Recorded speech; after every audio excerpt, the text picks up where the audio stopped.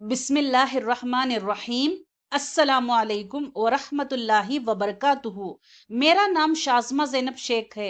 मेरे प्यारे मुअज़्ज़ज़ सामीन और हज़रात, उम्मीद है कि आप सब खैरियत और आफियत के साथ होंगे। तो दोस्तों, आज की इस वीडियो में हम सुबह व शाम के अस्कार के बारे में डिस्कस करने वाले हैं कि हमें सुबह फज्र की नमाज के बाद क्या कुछ जिक्र है अल्लाह ताला का जो हमें करना चाहिए, और कुछ दुआएं हैं बहुत जरूरी जो हमें मांगनी चाहिए, और उसी तरह मगरिब के नमाज के बाद भी सेम चीज पढ़नी चाहिए। हाँ, कुछ चीजें हैं ऐड ऑन हो सकती हैं इंशाअल्लाह जो बहुत फायदेमंद रहेंगी हमारी दुनिया के लिए भी और आखिरत के लिए भी। मैं ये कोशिश करूंगी कि ज्यादा कुछ लंबा ना हो जिससे मुश्किल ना लगे, जो बिगनर्स हैं वो भी पढ़ सके। ये जो वक्त होता है फज्र और मगरिब के बाद का बहुत कीमती वक्त होता है। इसमें हमें कोशिश करनी चाहिए कि हम थोड़ी देर जानिमाज़ पर बैठकर अल्लाह ताला का थोड़ा सा जिक्र ज़रूर करें, अपने लिए, अपनी ज़िंदगी के लिए और दुनिया और आखिरत की बेहतरी के लिए दुआएं मांगें, क्योंकि यह वक्त कबूलियत का होता है। यस, सबसे पहले जो हम शुरू करेंगे, जब आप फज्र की नमाज अदा कर लें तो आप सबसे पहले आयतुल कुर्सी पढ़ें। आयतुल कुर्सी यूं तो हमें हर फर्ज नमाज के बाद पढ़नी चाहिए, क्योंकि यह हमारी बहुत हिफाजत करती है। हदीस में आता है कि जो शख्स भी हर फर्ज नमाज के बाद आयतुल कुर्सी पढ़ेगा तो जन्नत और उसके बीच में सिर्फ और सिर्फ मौत का ही एक फासला होगा, और इंशाअल्लाह उसको जन्नत ज़रूर मिलेगी। और ये कोशिश ज़रूर करें कि हर फर्ज नमाज के बाद आयतुल कुर्सी ज़रूर पढ़ा करें।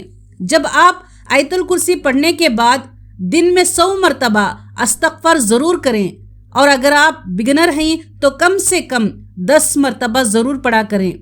ये चीज़ और मैं इसमें क्लियर करना चाहती हूँ कि अक्सर हम जो भी पढ़ते हैं, चाहे वो सुबहान अल्लाह पढ़ें, चाहे वो अस्तगफिरुल्लाह पढ़ें, तो हम बिल्कुल ऐसे पढ़ते हैं जैसे हमें कोई नंबर की काउंटिंग कर रहे हों। लेकिन अल्लाह ताला को हमारी क्वांटिटी नहीं चाहिए, क्वालिटी चाहिए। इस चीज़ पर हमें ध्यान दें। हाँ, कुछ जिक्र ऐसे हैं जो इतनी बार पढ़नी चाहिए उतनी बार हमें पढ़नी चाहिए, ज़्यादा से ज़्यादा हमें पढ़ना चाहिए। लेकिन अल्लाह ताला को अगर हमें कह रहे हैं कि हम तौबा कर रहे हैं, तो हमारे दिल से वो अल्फाज निकलने चाहिए कि हम पढ़ें कि अस्तगफिरुल्लाह, कि ऐ अल्लाह, हम अपने गुनाहों की तुझसे तौबा करते हैं, और हमारे दिल में वो पेशमान हो, आंखों में निदामत के आंसू हों। उसके बाद हम ला हौला वला कुव्वता इल्ला बिल्लाही कम से कम रोज़ाना फज्र के वक्त 10 मरतबा और मगरिब के नमाज के बाद 10 मरतबा ज़रूर पढ़ें।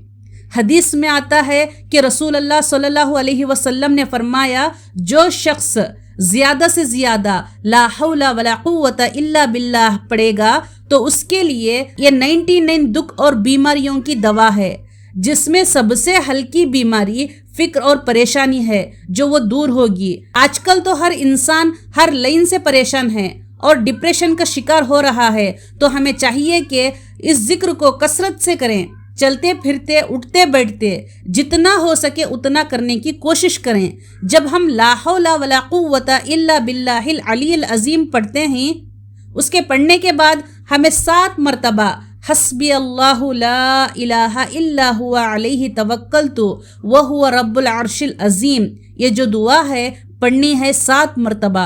ये सुबह भी पढ़ें और हम शाम भी पढ़ेंगे। कुछ दुआएं हैं जो हमें उनकी एक पर्टिकुलर मिक़दार में पढ़नी चाहिए, जो आप उसको 7 मरतबा पढ़ें, 3 मरतबा पढ़ें, इसका कोई मसला नहीं है।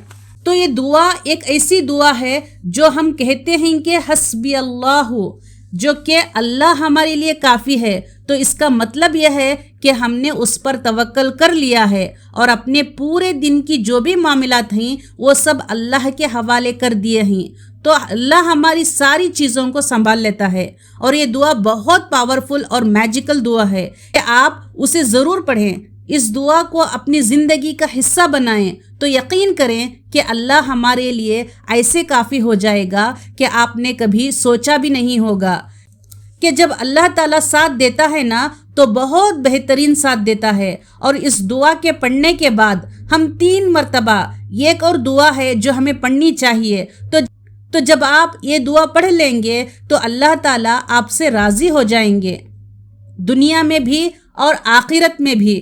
حدیث میں آتا ہے کہ جو شخص اس دعا کو صبح و شام 3 مرتبہ پڑھے گا، قیامت کے دن اللہ تعالیٰ اس سے راضی ہو جائیں گے اور جنت اس کے لیے واجب ہو جائے گی۔ اور اس کے بعد کلمہ توحید کو 10 مرتبہ پڑھنا ہے۔ حدیث میں آتا ہے کہ رسول اللہ صلی اللہ علیہ وسلم نے فرمایا، جو شخص اس تسبیح کو 100 دفعہ پڑھے گا، اتنی نیکیاں اپنے اعمال میں جمع کرے گا کہ اس سے زیادہ نیکیاں وہی کر سکتا ہے جو اس سے بھی زیادہ دفعہ پڑھ لے۔ ایسے مزید ویڈیوز کے لیے ہمارے چینل کو سبسکرائب کرنا نہ بھولیں۔ اللہ حافظ۔